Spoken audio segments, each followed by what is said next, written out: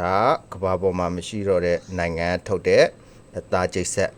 made in Czechoslovakia သူက1918လောက်ကနေပြီးတော့1993ထိတည်ရှိခဲ့တဲ့နိုင်ငံတစ်ခုပေါ့နော် Czechoslovakia သူက Hungary နိုင်ငံ Hungary Empire နေပြီးခွဲထွက်ပြီး1918လောက်မှာနိုင်ငံတစ်ခုတည်ထောင်ပြီးတော့1993ခုနှစ်မှာတော့ဥရောပနိုင်ငံဥရောပအလယ်ပိုင်းမှာလာမသိဘူးရှိတာအဲ့တော့1993မှာတော့နိုင်ငံကွဲသွားပြီCzech နိုင်ငံရဲ့ Czech Republic ရဲ့ Slovakia နိုင်ငံအနေနဲ့ခွဲထွက်သွားပါပြီခုတော့ဒါလေးအသားကျိတ်ဆက်လေးပေါ့နော်အသားကျိတ်ဆက်လေးပါ made in Czechoslovakia ဆိုတဲ့ဥစ္စာလေးပေါ့နော်ဘာမှမဟုတ်ပါဘူး